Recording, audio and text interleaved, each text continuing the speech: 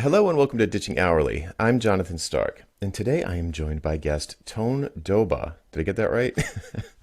You get it right. Good, good. So Tone is on my mailing list and replied to a an email to kind of share a. The email was about expensive problems and how to find things that are worth solving that you can solve, and it's the kind of thing I talk about a lot here and on the mailing list. And Tone wrote in to tell me about a sort of recognizably similar, but a little bit different kind of what's broken triangle from his book. And I thought it was really clever, and there's some math to it, so I know a lot of people are going to like it. So that's what we're going to talk about today. But first, could you kind of tell people, for context, a little bit about who you are and what you do? Okay, yeah, my name is Ton Dobbe. That you got that right. It's a Dutch name because I've been born in the Netherlands, live in Spain, and I've been running a freelancing slash consulting agency for about 4.5 years right now. And I started that agency on Notion. That I came from a company that's has always been in the enterprise resource planning space. So I spent that whole my life, always on the intersection of product, marketing, and sales. That's what I really love. And when I left the company, I dug into, okay, what is it that I want to do next, and where do I want to make the biggest difference? And I figured out that there's these crazy numbers out there on statistics that 90% of startups fail, which of course is bad. But then if you look a little bit further, 75% of scale-ups fail as well. And these are companies that are supposed to have product market fit. So I really started to wonder, like, what is going wrong there? And I realized that there's a number of things that these guys, these companies fail to get traction on, and that's what I wanted to solve with my company. So that's how it all started. So I help and I save CEOs of B2B SaaS companies the stress of not enough traction. Excellent. CEOs of B2B SaaS companies who aren't getting enough traction. Very specific. All right, just taking some notes here.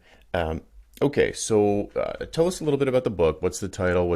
I mean, presumably it's about that subject, but this triangle is just one piece of it.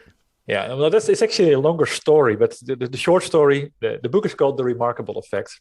And on the title, it says it's the essential book for tech entrepreneurs on a mission.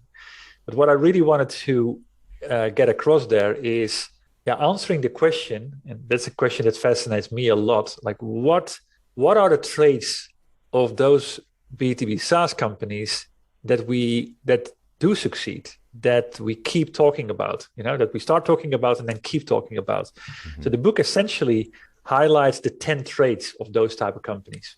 And it's loaded with case studies from my podcast, because I've been running a podcast since 2018, where I interview those tech entrepreneurs that are transformative in their space. And we go through the whole story there.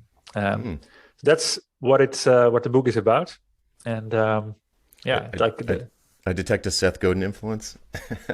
There is, of course, yeah. I mean, I'm a big fan of Seth Godin, especially the Purple Cow, and how he defined the word remarkable. Because at the end, it's a simple word. Mm-hmm. If you do something remarkable, it's worth making a remark about. Right. It's that simplicity, and everybody can achieve something like that. You don't have to be Google or Amazon or Apple to do something remarkable. Every company can do that. Oh yeah, yep.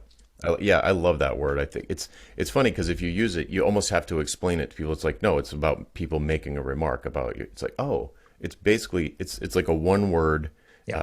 Word of mouth generator, it's like exactly. It's word of mouth in one word. Sweet. Okay, so we are super duper on the same page. Let's talk about this triangle and not just the triangle, but the exercise that you take your clients through when you're trying to figure out what's going to make them remarkable. Yeah. Well, the first thing at the end, I call it. It starts with what I call the value foundation.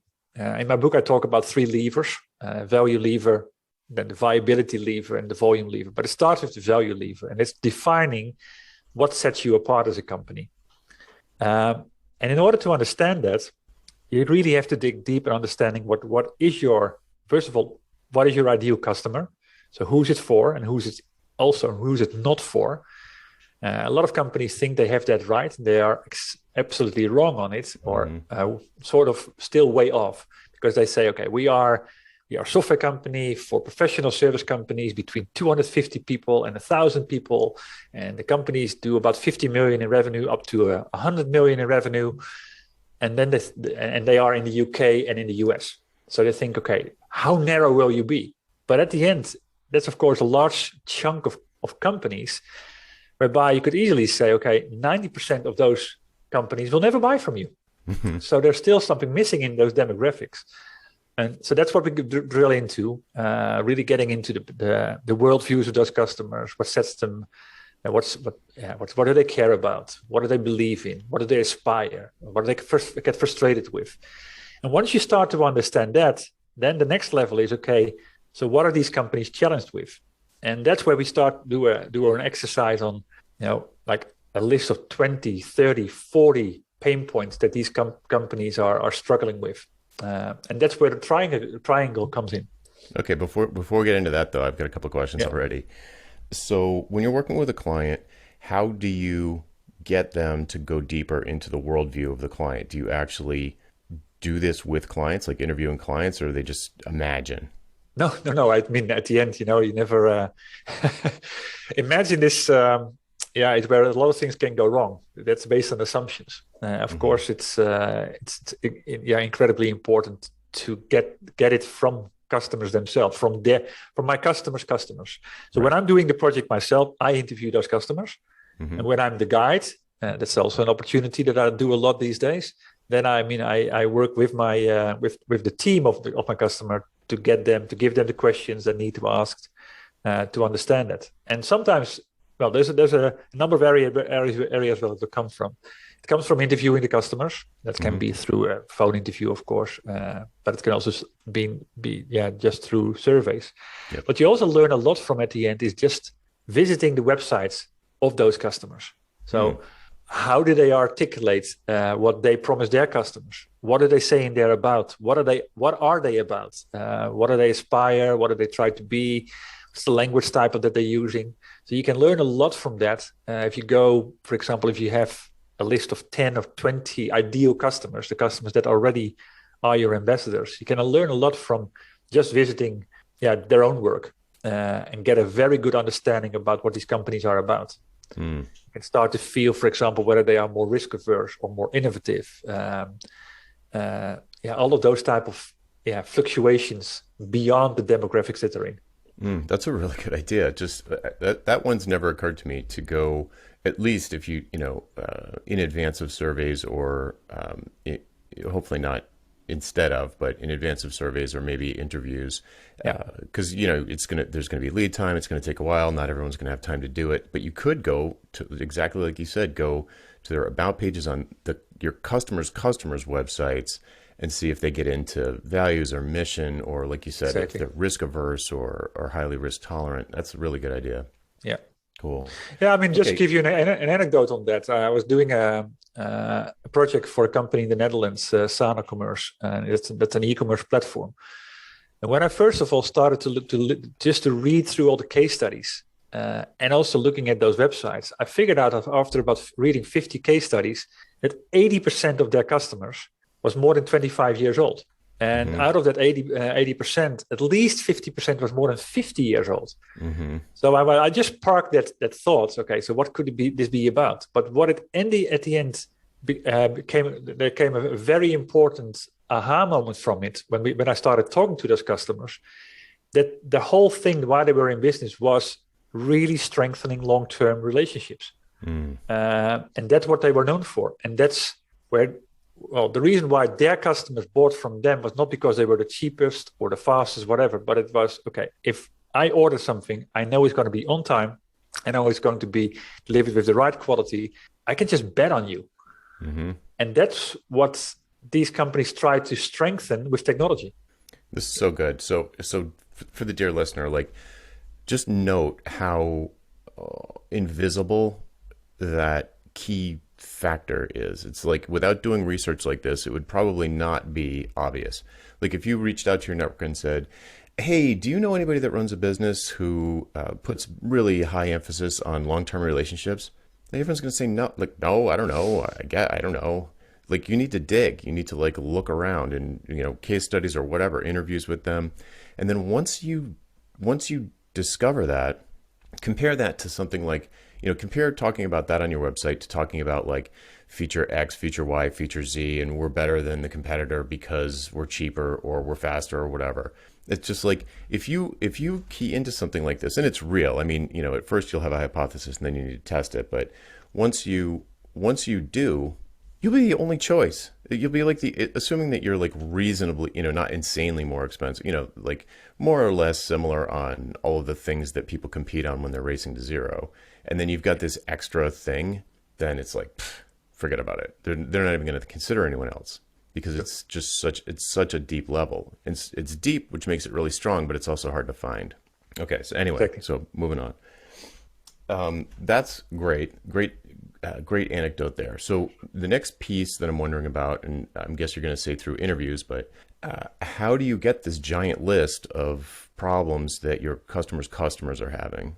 Yeah, exactly. Interviews. But of course, the companies that I work with, those SaaS companies, of course, they understand their customers well as well.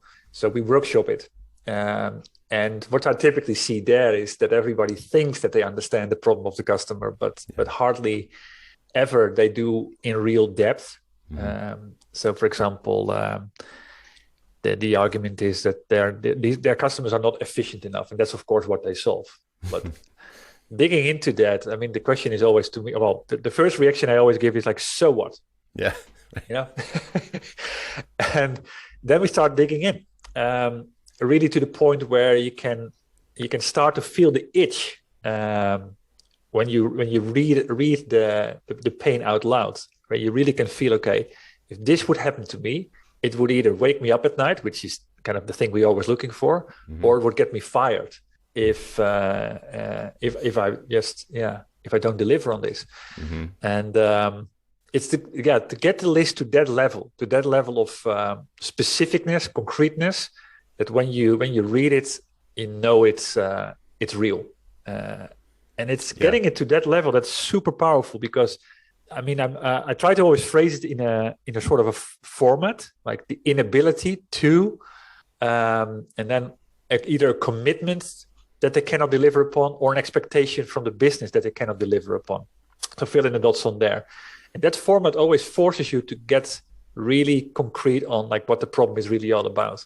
Yeah. And once you then replicate it or you kind of say it to a customer, they'll say, yes, that's so scarily accurate. Yeah, they almost laugh. Exactly. Yeah.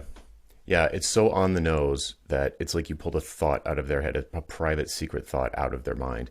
And exactly. I have a friend who used to call this, he used to use the word crispy to refer to this sense when you've got the pain so crispy. It's, I don't know, I just always loved that word. It doesn't even make sense, but when the articulation of the pain is super crispy, you can just feel it.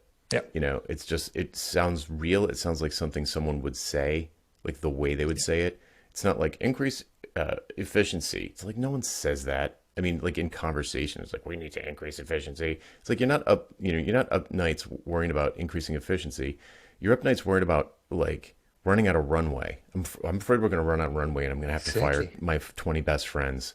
That's a crispy pain. Exactly. Yeah, true. Yeah. Okay. And then the answer could be, okay, we will help you get this and this and this more efficient. And as a consequence, your business will start to run in a better way, etc. Yeah. But the lack of efficiency is not the problem. Nope. So, okay. So we know how to drill in and find out the deeper worldview or psychographics of the ideal buyer.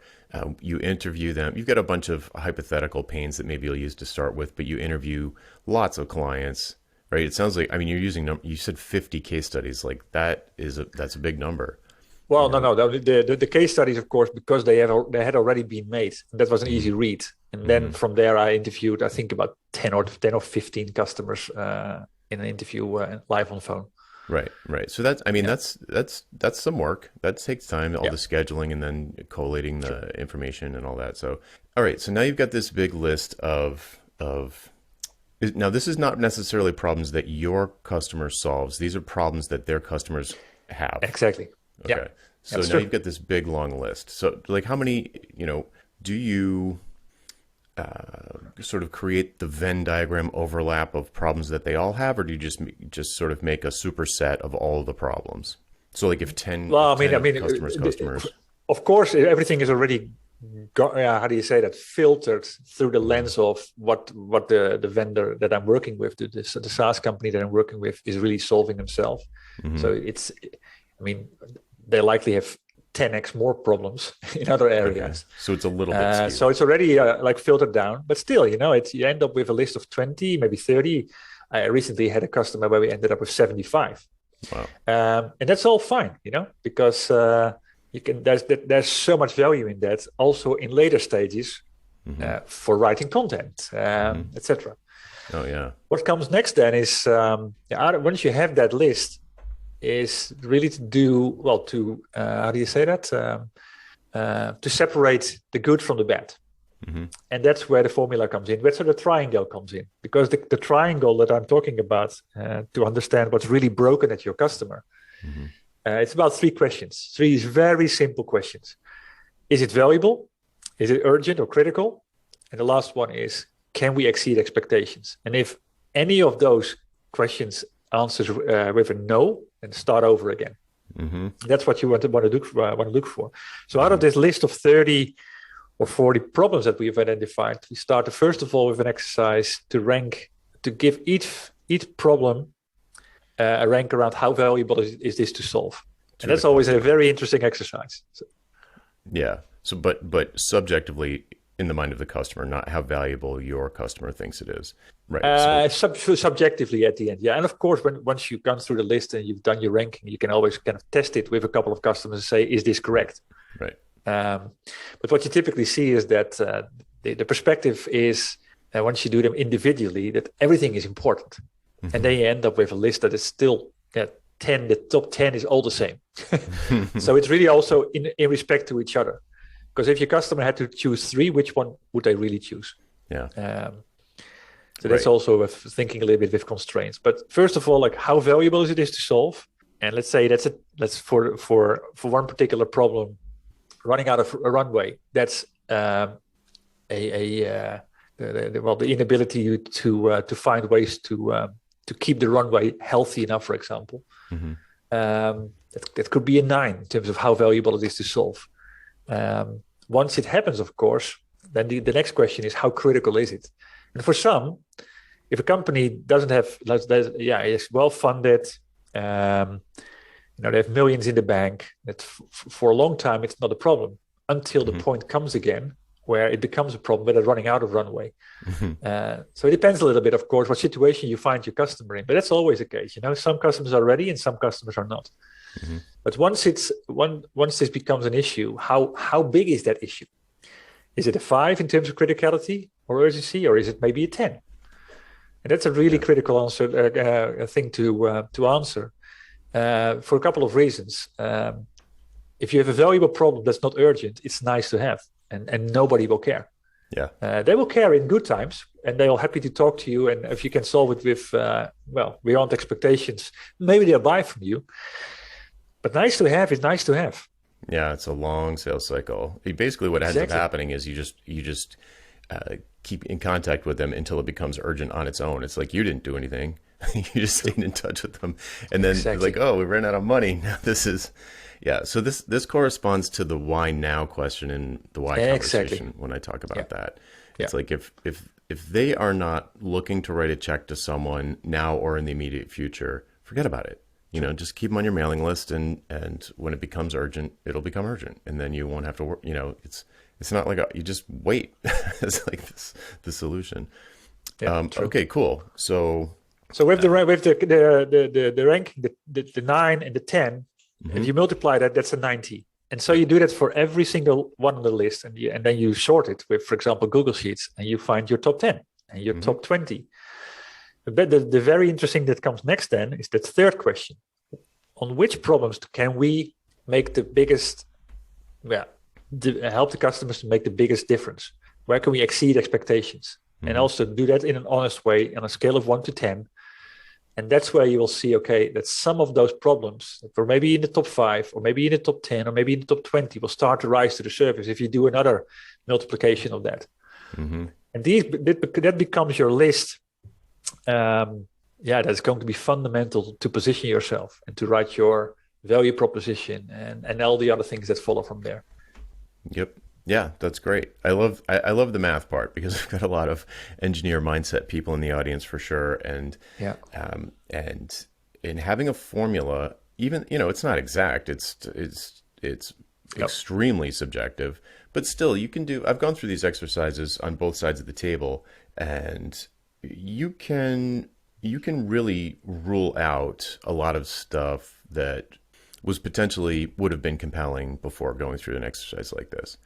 When you're exactly. like when you consider each of the factors independently and really look at it, it's not it can be shocking, like, oh wow, we really would have gone down the wrong path with like that one, for example. Like it's not urgent for anyone, like no one cares. There's classic example is if you are like an automation or software automation or an integrator or something like that, you're a consultant that does those sorts of things, and you go in to get your books done, drop off your receipts at your accountant or something, and there's 40 people in there with no computers. They're doing everything on paper the old way. You'd think that it would be a really valuable problem to solve if you like brought in computers and automation and spreadsheets and all of this stuff to this, but they don't care, right? If they don't Sure. care, it's not worth anything, even though it would be a big difference for them and it would increase efficiency like crazy. If they don't want it and it's not urgent, in other words, when I say they don't want it, it's not valuable to them because they don't want it, and it's not urgent to them, then it's just not. It's like someone who is like a software uh, automation consultant or something like that, they'll see these big problems, but they're only a big problem in the mind of the seller, and it needs to be a big problem in the mind of the buyer, or I'd Exactly. say an expensive problem in the mind of the buyer. Yeah. Cool. Okay. Well, that's So, well, that's the different way of talking about it. The moment you got something highly valuable to solve that's highly critical on your agenda, yeah. you got yourself an extremely expensive problem. Hmm. Right. Yeah. Yeah. J. Crew's website down on Black Friday. That's an extremely Oof. expensive problem. Yeah. So if you Exactly. can solve that, you could write your own check. You could say it'll be $1 million. I'll have it up in 15 minutes. Sound good? They'll be like, yes, start Yeah. now. Right. That's That's an exactly the expensive case. problem. Right. I mean, it might have been the email you replied to or a different one, but global warming's a gigantic problem, but it's only an expensive problem if someone wants to write you a giant check to solve it right now, and no one listening to this can solve global warming with any amount Not of money specific on enough. their own. It's Yeah. not specific enough, right? It's a valuable problem to solve for the world. It's Yeah. not urgent on the agenda of most entrepreneurs. Right. It's a great mission, but I think you need to get there's no business in that. You need to get like Sure. much, much, much more specific about the piece that you're going to tackle because it's just too broad. Yeah. Cool. Okay, so once you've got this rating, just from experience, what because I I one time the first before I bought a house, the first time I went to buy a house, I was very spreadsheety about it. It needed to be within this radius of my office so that I could walk, and it needed to have this and that and the other, and rooms and bedrooms and size and da da da da da da, and price and everything. And I put all of these things in this big spreadsheet, and I weighted them on importance to me. And then I put in all the numbers, and it told me the house, and I was like, I don't want to live in that house. I'm buying the other one. So it was funny because going through the exercise caused me to hear my gut instinct because the spreadsheet puked out a bad choice. I was like, I'm not living there. So Uh-huh. either whatever, I left out some factor that was the X factor that really mattered to me or whatever. But the one that I was going to buy was the one I was going to buy. Like, so what happens when you go through this exercise with clients? And you get to these like pretty clear, okay, here are three things, and here's the top thing that we should probably tackle next in terms of, adding a feature to the software, changing the headlines on our Yeah. website or whatever. And they just go, I don't think so. Or are they usually like, yes, let's do this. This is the clarity that we've been looking for. Or do somewhere in between? I mean, every single time that I've been through this, the clarity is a wow factor for everybody because Mm, they haven't seen their business in that level of clarity before. Now suddenly they understand what sets them apart, why that sets them apart, and then well, that's what I call it the value foundation. It's once you got that clear, it starts to help with aligning marketing to create leverage, hmm sales in terms of hmm how to go about it and where to target. Just go through their whole pipeline and figure out what is the top 3 pain points of all of those, and are we just focusing on the wrong ones here? And then for R&D as well, it's where can they make the biggest difference in terms of planning their next roadmap items, because in a lot of cases product market fit is there, but they're still juggled around by the opinions of everybody about what they need to make next, rather than asking, okay, does this really strengthen our defensible differentiation? Yeah. Because once you got the list of the top 10 of big problems that you solve, and also like which one do we solve best? Do we believe that we solve best? The big question then, the digging starts to be around what is causing that you can solve it in such a way that no one else can. And I refer to that as the magic concepts. But these become the crown jewels. It's like the NDA underlying the products rather than the features that they've built. So these are the things that if a competitor would ever want to create something similar, they had to re-architect the whole thing. Yep. Yeah. So I would imagine, well, let me just ask, how many people from the client side are usually involved with this? Is it usually like the entire leadership team, or just the founder or founders? Because I would imagine if everyone goes through it, then it would create a lot of alignment. Yeah, well, that's where I'm using a platform trick. I'm working with, it's 12 steps. And in the first 4, it's really about understanding the customer in depth. So what I do, I've got a platform on Mighty Networks. I create an environment whereby I have 12 different prompts. And that's where we start to invite all the people that we want to contribute, because we want to have the feeling of we're creating this together. So everybody in the company can start to kind of answer the prompts about what they think are the most what defines their ideal customer, what are their biggest problems, and so on. And of course there's tricks and there's structures to get them through to get the thinking right. And then we do the workshop with 3 people who are at that point in that part of the work stream most important for getting maximum quality from the workshop. So crowdsourcing, so to say, on the prompt level. Yep. And then in the workshop, like really limited to the people that are most instrumental. So in the beginning, it's maybe more marketing and sales, and then in the middle is more we bring in also product experts, and later on it's just marketing again. But in the majority of time, and that depends a little bit on the size of the company, founder is virtually always involved. Okay, good, cool. So you said you've been doing this for 4 years? Yeah. Yeah, that sounds great. It sounds very cool. I always love when I meet someone who has found a sort of like a different way to organize the same stuff. Like it's funny because it's almost orthogonal. Like the way that you've got your sort of 3 things, it pulls like one thing out of my why conversation, another thing out of somewhere else. And it's like, oh, it's just, but it's the same thing. It's like, I always feel like, other people like Chris Do and Blair Enns and David C. Baker and Philip Morgan. And it's like, there's like digging in the same dirt. It's like, there's something down here. Like I found a piece, you found a piece. I just think it's great. There's something reassuring about the fact that different people get at these same things from a different direction and are able to produce results for people. It's really, that's what it's about at the end. Yeah, I'm endlessly fascinated by that. Yeah. Cool. Where can people go to find out more about what you're doing? Well, I got a website. My company is called Value Inspiration. So my website is called valueinspiration.com.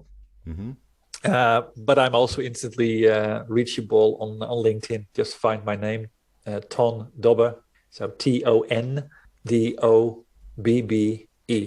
Yeah, absolutely. And you can also send me an email. And the podcast, where's the podcast? Podcast is, you can find it on iTunes. Apple Podcasts, on Spotify, on Google Play, on Amazon, and of course also on my own website. Great. Yeah. It sounds like you've got interviews with startup folks, founders, marketers, and those sorts of things. So it's always with the founder CEO of the B2B software company. Cool. So anybody listening, and there's a couple of authors in between, But the bulk of it is the people that actually founded the company talk about the big idea, about the value that they can create, and then the whole journey, how they get to a point where they deliver remarkable impact. So there's Fabulous. 200 episodes out there. Sounds great. Yeah. So if you're looking for something to do instead of doom scrolling Exactly. on Twitter, Yeah. cool. Thanks so much for joining me, Ton. It was a pleasure. All right, folks, that's it for this week. I'm Jonathan Stark, and I hope you join me again next time on Ditching Hourly. Bye.